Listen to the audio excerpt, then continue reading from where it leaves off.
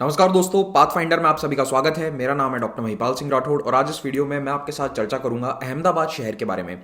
Recently एक demand उठी है, पॉलिटिकल डिमांड है कि अहमदाबाद शहर का नाम चेंज करके कर्णावती कर दिया जाए। अब डिमांड पॉलिटिकल है, नाम चेंज होगा या नहीं होगा ये तो पॉलिटिक्स जाने, लेकिन हमारे लिए एस्पिरेंट्स के लिए क्या इंपॉर्टेंट है कि इस शहर का इतिहास क्या है, और क्योंकि ये न्यूज़ में है तो हमें थोड़ा इसके बारे में बेसिक्स पता होने चाहिए। डायरेक्टली क्वेश्चंस आने की संभावना बनी रहती है। तो अहमदाबाद शहर का जो इतिहास है और ये कर्णावती नाम कहाँ से आया और अहमदाबाद नाम कहाँ से आया, इसके बारे में हम जानेंगे इस वीडियो में। तो ये डिमांड अभी क्यों आई है? ये डिमांड बेसिकली प्योर पॉलिटिक्स है। मैं आपको बता देता हूँ, बीजेपी और शिवसेना के बीच में जो टसल चल रहा है पिछले 1.5 साल से महाराष्ट्र की पॉलिटिक्स को लेकर, उसके कारण ये डिमांड उठी है। ठीक है, तो कर्णावती की डिमांड गुजरात के लोग नहीं कर रहे हैं, बल्कि मुंबई में शिवसेना के जो लोग हैं वो डिमांड कर रहे हैं कि अहमदाबाद शहर का नाम कर्णावती किया जाए। और वो क्यों कर रहे हैं? क्योंकि कुछ महीने पहले, 1 महीने पहले टू बी स्पेसिफिक, औरंगाबाद शहर का नाम संभाजी नगर करने की डिमांड किसने करी थी? बीजेपी ने, शिवसेना सरकार के लिए से। तो वो अब कुल मिलाकर ऑपोजिशन पॉलिटिक्स प्ले कर रहे हैं, दोनों पार्टीज एक दूसरे के खिलाफ in their respective states, that is Maharashtra and Gujarat. अब आपके लिए एक सवाल है यहां पर जो काफी इंपॉर्टेंट है। आपको बताना है कि महाबत मकबरा कहां पर सिचुएटेड है। इनमें से कौन से शहर में महाबत मकबरा नाम का एक हिस्टोरिकल मॉन्यूमेंट सिचुएटेड है? अहमदाबाद, बड़ौदा, जौनपुर या जूनागढ़? आंसर आपको मिलेगा लेक्चर के अंत में, लेकिन आप कमेंट में ट्राई जरूर करें। अब इससे पहले कि हम आगे बढ़े, मैं आपको बताना चाहता हूं कि अनअकैडमी प्लेटफॉर्म पर आप यूपीएससी सिविल सर्विसेज एग्जाम की तैयारी कर सकते हैं भारत के बेस्ट एजुकेटर्स के द्वारा। यहां पे आपको ढेरों फ्री लाइव क्लासेस देखने को मिलेंगी, लेकिन इन फ्री क्लासेस को देखने के लिए आपको एक कोड यूज करना पड़ेगा। तो कोड होगा मेरा नाम, दैट इज महिपाल। तो जब आप रजिस्टर करेंगे प्लेटफॉर्म पर, तब आपसे कोड पूछा जाएगा, टाइप इन महिपाल, और आपके लिए ये सारी फ्री क्लासेस अनलॉक हो जाएंगी। लेकिन अगर आप एक स्ट्रक्चर्ड मैनर में एग्जाम की तैयारी करना चाहते हैं तो फिर आपको एक सब्सक्रिप्शन परचेस करना होगा। तो 2 तरह के सब्सक्रिप्शन है अनअकैडमी पर। एक होता है प्लस सब्सक्रिप्शन, जहां पर आपको लाइव क्लासेस देखने को मिलेंगी। तो फ्री क्लासेस के अलावा कुछ पेड क्लासेस हैं जो आपको यहां पर अनलॉक होंगी if you purchase this subscription. और आपको ये प्राइसेस पे नहीं करनी है। ईयरली सब्सक्रिप्शन के लिए 44,000 रुपीज का जो प्लान है, आपको वो 10% डिस्काउंट पे मिलेगा अगर आप अगेन मेरा कोड यूज करते हैं महिपाल।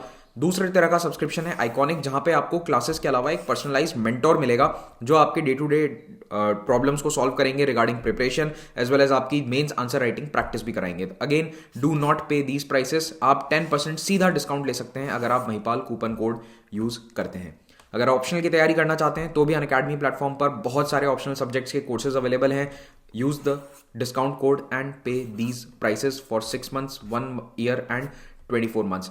मैं आपसे सजेस्ट करूंगा कि 1 साल का सब्सक्रिप्शन लो, वो सबसे बेस्ट रहता है, क्योंकि इतना समय आपको तैयारी में लगेगा। ये एग्जाम का नेचर ऐसा है कि आपको इतना टाइम चाहिए।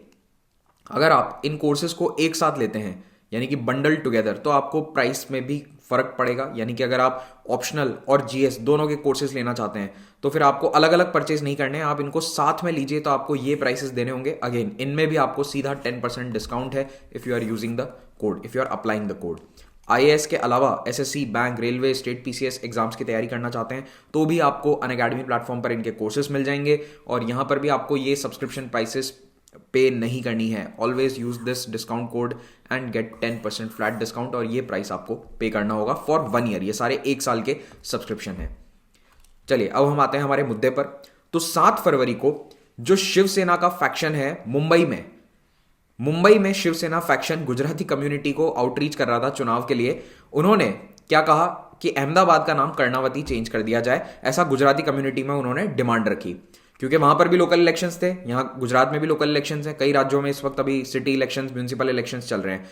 तो मुंबई म्यूनिसिपैलिटी के इलेक्शंस के दौरान यह डिमांड रखी गई कि अहमदाबाद शहर का नाम चेंज करो। और ये डिमांड किसने रखी? शिवसेना के लोगों ने, to outreach the people who are from Gujarat. Okay, अब महाराष्ट्र में रूल कौन कर रहा है? शिवसेना। ऑपोजिशन में कौन है? बीजेपी। गुजरात में क्या है? इसका उल्टा है। गुजरात में बीजेपी पावर में है और शिवसेना जो 1.5 साल पहले तक इनके साथ में थी, अब अलग हो चुकी है। अब हम बात करते हैं अहमदाबाद शहर के बारे में। तो ये आज का मॉडर्न अहमदाबाद है। इसके बीच में से नदी निकलती है जिसका नाम आपको मालूम होना चाहिए। साबरमती नदी के किनारे ये शहर स्थित है। ऑफ कोर्स आप सबने साबरमती आश्रम का नाम सुना होगा, वो भी आश्रम यहीं कहीं है। इस फोटो में नहीं नजर आ रहा है, it's somewhere back there, 10 kilometre पीछे है, यहां से नहीं नजर आएगा। लेकिन अब ये जो लेटेस्ट डेवलपमेंट हुआ है रिवर फ्रंट, जिसके कारण कई बार ये नदी या फिर ये शहर चर्चा में रहता है, तो इस साबरमती नदी के किनारे काफी इंफ्रास्ट्रक्चर डेवलपमेंट हुआ है। जो ये सब आप देख रहे हैं, इस तरह की कई फैसिलिटीज बनाई गई हैं, एग्जीबिशन हॉल्स बनाए गए हैं, एक पूरा पाथवे बनाया गया है जिसपे लोग वॉक कर सकते हैं, साइकिलिंग कर सकते हैं। तो काफी डेवलपमेंट हुआ है इस साबरमती नदी के किनारे और एक पूरा बोर्ड वॉक स्टाइल में अहमदाबाद रिवर फ्रंट डेवलप किया गया है। और अब यही रिवर फ्रंट वाला फंडा कई शहर भारत में इसको अपना रहे हैं, इसको कॉपी करने की कोशिश कर रहे हैं। ओके, तो साबरमती जो नदी है इसके दोनों तरफ ये शहर फैला हुआ है, वेस्टर्न और ईस्टर्न दोनों हिस्सों में नदी के दोनों बैंक्स पर ये शहर आपको देखने को मिलेगा। तो अभी आपको देखकर काफी मॉडर्न सिटी लग रहा होगा, लेकिन ये शहर काफी पुराना है। It is more than 1000 years old.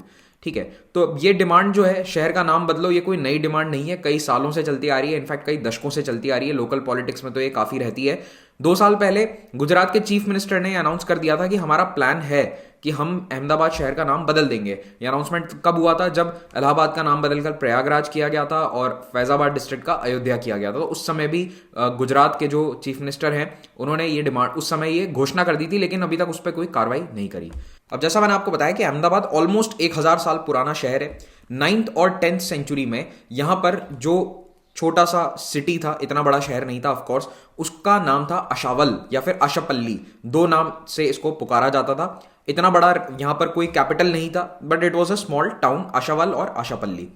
11th century में यह शहर थोड़ा सा प्रोमिनेंट हुआ जब चालुक्य या सोलंकी राजा कर्ण ने यहां के लोकल भील चीफ को हराकर इस एरिया को अपने कब्जे में ले लिया। अब ये चालुक्य डायनेस्टी वो चालुक्य वातापी वाले नहीं है, ठीक है, बादामी वाले चालुक्य नहीं है, कंफ्यूज मत होना। एक गुजरात में अलग डायनेस्टी थी जो चालुक्य कहलाती थी या फिर सोलंकी डायनेस्टी, इनके 2 नाम थे, दोनों ही सही है। तो इनको आप चालुक्यज ऑफ वेंगी, कल्याणी, वातापी उनसे कंफ्यूज मत करना, ये अलग डायनेस्टी है। इनको कई बार सोलंकी डायनेस्टी भी कहा जाता है। तो इसी चालुक्य या सोलंकी डायनेस्टी के राजा कर्ण ने यहाँ के लोकल भील चीफ को हराकर यहां पर कर्णावती नाम के शहर की स्थापना करी। तो एक छोटा टाउन पहले से था, लेकिन जब राजा ने उसको जीता तो उसका नाम चेंज कर दिया गया और नाम क्या कर दिया अपने नाम के पीछे, कर्णावती। तो ये एक पुराना ट्रेडिशन है, कई राजा करते थे, कोई नया शहर बसाया अपने नाम के पीछे रख दिया। तो this is a very well established tradition in Indian history. अब ये जो डायनेस्टी है इसके बारे में मैं आपको ब्रीफली बता देता हूं। ये डायनेस्टी गुर्जर प्रतिहार किंगडम के डिक्लाइन के बाद आती है। तो गुर्जर प्रतिहार जो काफी बड़े एरिया पर रूल कर रहे थे, जब वो कमजोर होते हैं तो उस समय जो उनके लोकल फ्यूडल्स थे, रीजनल फ्यूडल्स थे, उन्होंने अपने अपने एम्पायर बसा लिए और उन्हीं में से एक ये डायनेस्टी भी थी। इनका जो एरिया था वो कौन सा था? मोस्टली यही गुजरात और सदर्न राजस्थान वाला, कभी कभी ये मालवा वाले रीजन पर भी इनका रूल हो जाता था, टाइम टू टाइम चेंज होता रहता था। तो मेनली गुजरात पर इनका रूल था फ्रॉम 940 टू 1244, ऑलमोस्ट 300 साल का जो ये समय है इस समय। और इनका कैपिटल क्या था ये इंपॉर्टेंट है, अनिलवाड़ा। अनिलवाड़ा जो है वो आज का पाटन सिटी है, वो अहमदाबाद से ऑलमोस्ट 110 किलोमीटर नॉर्थ में स्थित है। तो ये इनका कैपिटल था, अनिलवाड़ा, समवेयर ओवर हियर, ठीक है, एग्जैक्टली मार्क नहीं कर रहा हूं। तो पाटन आज उसको कहते हैं उस सिटी को। ये वही शहर है जहां पर क्या है, रानी की वाव, और वो सब किसने बनाई है? वो इसी डायनेस्टी के जो लोग थे, इसी डायनेस्टी के एक राजा की वाइफ थी, उन्होंने वो वाव बनवाई थी या स्टेपवेल बनाया था। तो ये वही वाली डायनेस्टी है, इस तरह से आप उसको याद रख सकते हैं। और इनके कॉइन्स बहुत सारे मिलते हैं। इस डायनेस्टी के बारे में हमें सबसे ज्यादा जानकारी कैसे मिलती है? इनके सिक्के हमें पूरे गुजरात राजस्थान वाले एरियाज से देखने को मिलते हैं। अब 13th सेंचुरी की शुरुआत में 1206 में दिल्ली सल्तनत रूल शुरू होता है और दिल्ली सल्तनत की लगातार कोशिश रही पूरे 13th सेंचुरी में कि गुजरात को अपने अंडर में लिया जाए, because of the trade routes, समुद्र का एक्सेस मिलता है। लेकिन फाइनली ये सच हो पाया सपना अलाउद्दीन खिलजी के रूल में। Alauddin Khilji was the one who conquered Gujarat और उसके बाद से दिल्ली सल्तनत के रूल में आ जाता है गुजरात। लेकिन गुजरात क्या होता है कि इंडिपेंडेंट हो जाता है। गुजरात का जो लोकल गवर्नर था वो तुगलक्स के दौरान इंडिपेंडेंट हो जाता है। जब वो देखता है कि तुगलक्स बहुत कमजोर पड़ गए हैं तो वो अपनी इंडिपेंडेंस घोषित कर देता है और उसके बाद एक अलग डायनेस्टी शुरू होती है जिसको गुजरात सल्तनत कहा जाता है। और ये डायनेस्टी ऑलमोस्ट 170 ईयर्स तक काम करती है, चलती है। 1407 से 1573 या 74 कुछ ईयर था, ऑलमोस्ट 170 ईयर्स का ये टाइम पीरियड है।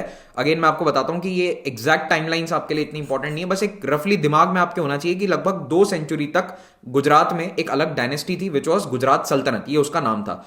अब उसमें सबसे इंपॉर्टेंट जो रूलर्स हैं वो 2 थे, अहमद शाह। अहमद शाह क्यों इंपॉर्टेंट है? क्योंकि ये जिसने स्थापित करी थी ना डायनेस्टी सल्तनत, उसका पोता था सुल्तान अहमद शाह। अहमद शाह ने सुल्तान बनने के बाद काफी सारे एरियाज को कैप्चर किया, जिनमें से कर्णावती भी एक था। और पहले इनका कैपिटल क्या था? अनिलवाड़ा। अनिलवाड़ा से रूल कर रहे थे, लेकिन फिर इन्होंने कर्णावती को जब कैप्चर किया तो अहमद शाह ने डिसाइड किया कि इसको मैं अपना कैपिटल बनाऊंगा।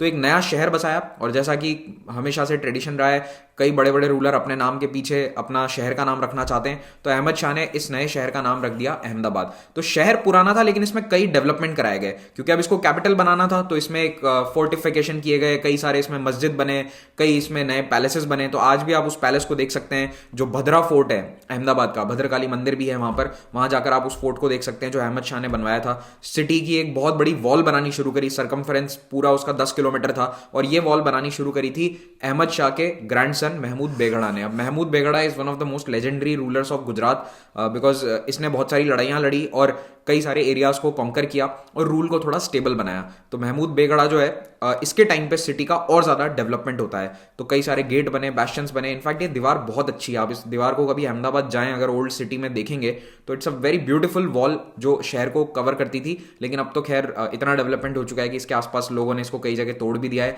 ये भारत के सभी शहरों की कहानी है कि जो पुरानी दीवारें हैं, सिटी की जो हिस्टोरिक वॉल्स हैं, अब वो जगह जगह पर टूट रही हैं या फिर गिर रही हैं या फिर लोग उन पर कब्जा कर रहे हैं। एनीवेज, तो इसी समय में बहुत सारा डेवलपमेंट सिटी में होता है जो आज भी आप देख सकते हैं। तो अहमदाबाद का जो जामा मस्जिद है, ये उसकी फोटोग्राफ है, और उसके अलावा भी बहुत सारे छोटे मोटे मस्जिद बने हैं या फिर कई सारे आप मौजोलियम्स देख सकते हैं।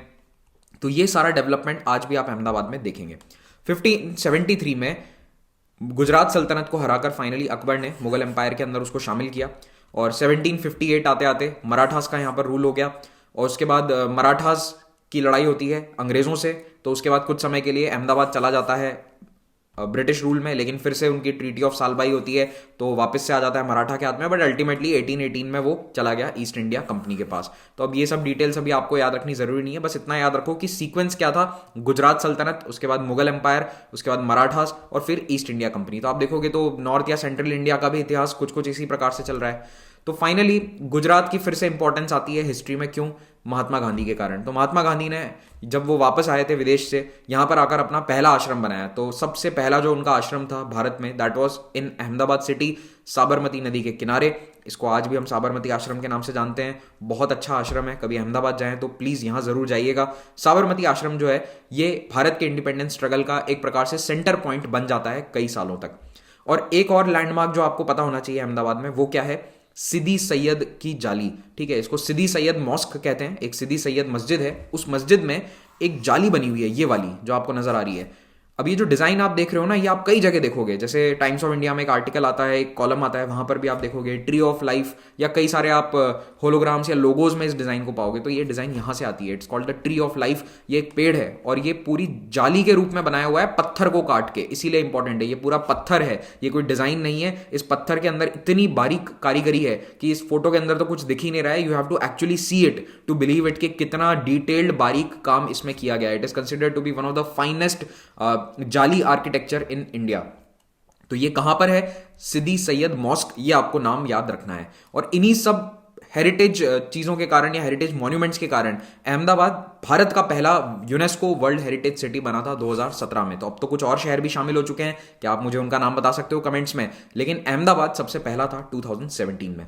अब आते हैं हम इस रीनेमिंग के इशू पे। तो देखो, ये हमारे लिए बिल्कुल इंपॉर्टेंट नहीं है, इट्स प्योर पॉलिटिक्स। ठीक है, बीजेपी गवर्नमेंट ने गुजरात में पहले 2018 में घोषणा कर दी थी कि हम शहर का नाम चेंज कर देंगे। इसको इलेक्शन इशू बनाया था, उस समय शिवसेना इनके अलायंस में थी, लेकिन फिर शिवसेना और बीजेपी की टकरार हो गई महाराष्ट्र इलेक्शंस के बाद 2019 में।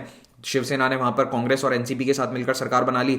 तो अब बीजेपी वहां पर महाराष्ट्र में क्या मुद्दा उठाती है कि जो शिवसेना की ओरिजिनल डिमांड थी, औरंगाबाद को संभाजी नगर और उस्मानाबाद को धाराशिव नाम दिया जाए, ये डिमांड अब पूरी करो। लेकिन शिवसेना ये पूरी कर नहीं रही, क्योंकि वो कांग्रेस और एनसीपी के साथ गठबंधन में, उनका मुस्लिम वोटर बेस है और उसको वो नाराज नहीं करना चाहते। तो इसीलिए ये सारी पॉलिटिक्स अभी चल रही है। तो अब to get back to BJP, Shiv Sena ये डिमांड उठा रही है कि अहमदाबाद का नाम कर्नावटी आप क्यों नहीं कर रहे हो। तो ये सब बेसिकली पॉलिटिक्स चल रही है एक दूसरे के खिलाफ। और इसमें मेन आपको देखो, मतलब मुझे हंसी आ गई पढ़कर, शिवसेना क्या डिमांड कर रही है कि केंद्र सरकार अहमदाबाद का नाम चेंज करके कर्नावटी करे, जबकि सिटीज का नाम कौन चेंज कर सकता है? State government. अगर राज्य का नाम बदलना होता है तो वो केंद्र सरकार के हाथ में फैसला होता है, और उसमें भी पार्लियामेंट के दोनों सदन में वो पारित करवाना पड़ता है आपको। अगर रेजोल्यूशन है तो उसको दोनों लोकसभा राज्यसभा में पास करना होता है। अगर सिटी का नाम चेंज करना है तो that is in the hand of the state government. तो स्टेट कैबिनेट अगर चाहे तो सिटी का नाम चेंज कर सकती है। जैसे उत्तर प्रदेश की सरकार ने भी तो किया था, प्रयागराज नाम रखा था इलाहाबाद का। तो ये डिसीजन किसका होता है? स्टेट गवर्नमेंट का। इतना आपको पता होना चाहिए। अच्छा, और अगर रोड का या फिर सिटी के अंदर किसी एरिया का नाम चेंज करना है तो वो किसके पास डिसीजन होता है? म्युनिसिपल कॉर्पोरेशन के पास, या जो भी वहां पर बॉडी होती है, लोकल बॉडी, उसके पास होता है। अब ये जो पूरा मुद्दा था ये लोकल इलेक्शंस में उठाया गया, लेकिन अल्टीमेटली 23 फरवरी को नतीजा है और बीजेपी जीत गई अहमदाबाद म्यूनिसिपल इलेक्शन में। इनफैक्ट पूरे गुजरात में ज़्यादातर जगह जो ज़्यादा सीटें हैं वो इस बार बीजेपी के पास आई हैं। ओके, लेकिन अब क्या हुआ है कि 3 मार्च को एक ट्विटर कैंपेन चलाया गया वी वांट कर्नावती नाम से, और इस कैंपेन को कई लोगों ने इसको सपोर्ट किया, कई बीजेपी लीडर्स भी इसको सपोर्ट कर रहे थे। तो एक change.org पे पिटीशन भी चलाई जा रही है, लेकिन भारत में कोई change.org पे नज़र देता नहीं है, ध्यान देता नहीं है। तो देखते हैं कि नाम चेंज होता है या नहीं, क्या गुजरात सरकार नाम चेंज करती है या नहीं। अब मैंने आपसे जो सवाल पूछा था उसका आंसर है जूनागढ़। तो देखो, जूनागढ़ में 2 इंपॉर्टेंट मकबरे हैं और इनका फोटो कई बार गलत इस्तेमाल किया जाता है अहमदाबाद शहर का दिखाकर, इसीलिए मैंने ये स्पेसिफिकली सवाल पूछा था। आप कई जगह देखोगे, कई न्यूज आर्टिकल्स में, इनफैक्ट जब मैं ये इस टॉपिक को रिसर्च कर रहा था मैंने देखा कई न्यूज आर्टिकल्स इस फोटो को यूज कर रहे हैं अहमदाबाद सिटी के लिए, मतलब बिल्कुल रिसर्च नहीं करते हैं वो लोग। तो ये महाबत मकबरा है और ये है बहाउद्दीन मकबरा, 2 अलग अलग हैं, है ना। कई जगह आप आर्टिकल्स हैं उनमें देखेंगे कि इस पे क्या लिखा हुआ है, महाबत मकबरा। नहीं, ये दोनों बगल बगल में है, एक ही कंपाउंड में स्थित है, लेकिन महाबत मकबरा is named after Mahabat Khan who was the ruler of Junagadh. 1850 से 1882 कुछ उनकी डेथ हुई थी, मतलब 19th सेंचुरी में महाबत खान जो है वो रूलर थे जूनागढ़ के, उनका ये मकबरा है, उनका मौजूलियम है। और उन्हीं का जो वजीर था, यानी कि जो प्राइम मिनिस्टर था बहाउद्दीन, ये उनका मकबरा है जो उन्होंने अपने राजा के बगल में बनवा दिया। ठीक है, तो इसको कहते हैं बहाउद्दीन मकबरा, और ये फेमस इसलिए है क्योंकि इसके अंदर ये स्टेयरकेस जो आप देख रहे हो, वाइंडिंग सर्पेंटाइन स्टेयरकेस, इसके लिए ये काफी आइकॉनिक है और इसको फेमस है। और इनके बाकी तो देखो सारे आर्किटेक्चरल फीचर्स तो हैं ही बहुत सारे, बट ये एक काफी लैंडमार्क इमेज है और इसको कई बार लोग गुजरात टूरिज्म भी इसको बहुत प्रमोट करता है, लेकिन कई वेबसाइट्स इसको अहमदाबाद का दिखाती हैं, तो जो मुझे गलत लगा इसीलिए मैंने ये स्पेसिफिकली सवाल आपसे पूछा था। हिस्ट्री में डायरेक्टली पूछा जा सकता है, ध्यान रखना। Junagadh is the city, Mahabat मकबरा एंड बहाउद्दीन मकबरा। इसी के साथ ये लेक्चर समाप्त होता है। Please do hit the like button अगर आपको वीडियो अच्छा लगा, और पीडीएफ आप डाउनलोड कर सकते हैं पाथफाइंडर के यूपीएससी टेलीग्राम चैनल से या फिर मेरे पर्सनल टेलीग्राम चैनल से। Thank you very much, have a great day.